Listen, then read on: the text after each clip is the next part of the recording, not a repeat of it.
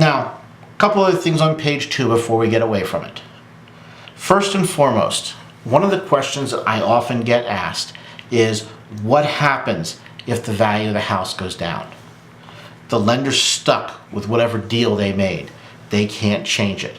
They can't come back to you and say, the value of your house went down, give us $10,000 back, or take $10,000 off what you can get. Whatever deal they've made, they're stuck with. Similarly, whatever deal you've made, you're stuck with too, if the value goes up. However, you have one advantage the lender does not. If the value goes up enough to make it worth it, please note those two words, worth it, you can take out a new reverse mortgage to pay off the old one and get access to more funds. The thing is, you have to decide what's worth it to you.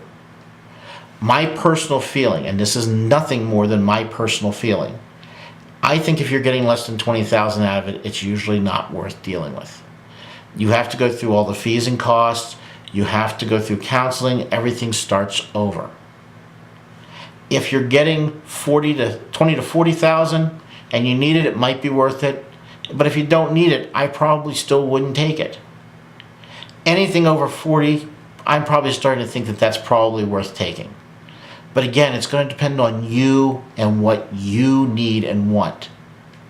The reason I bring this up is because inevitably I'm going to bet you that within 3 to 5 years, some new reverse mortgage person is going to be knocking at your door saying, hey, I can get you $7,000 more, sign here, and start the whole process over for nothing more than $7,000 that you're getting. Again, if you need it, it's your choice, but it's your choice and no one else's. I always recommend, by the way, if someone is knocking on your door talking to you about that, your first call should probably be to the original loan person that you dealt with. Talk to them. That's kind of your person to go to when these things happen. Most of the guys and women that are doing this know what they're doing, they're very ethical, and they want to help you.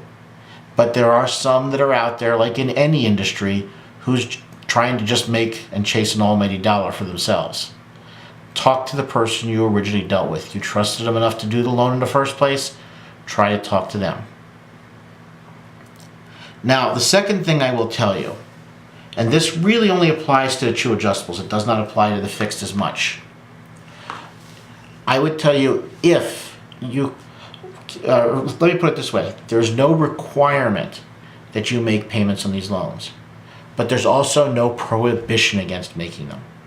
If you should come into some money and you want to pay these loans down or even off, you are perfectly allowed to do so.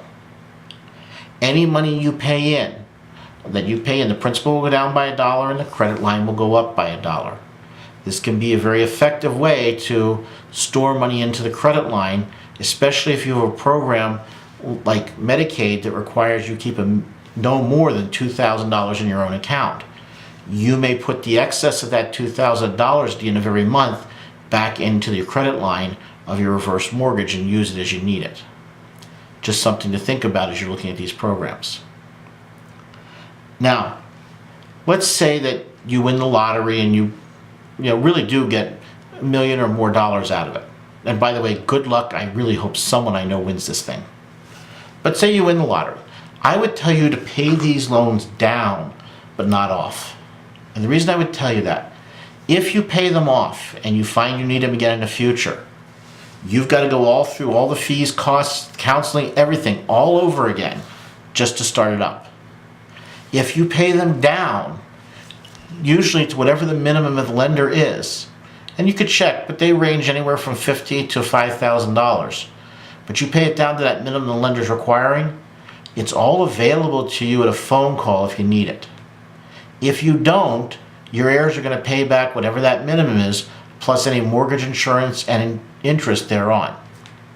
So it can be a very effective way to have it available for you as a standby credit line, even if you could have paid it off.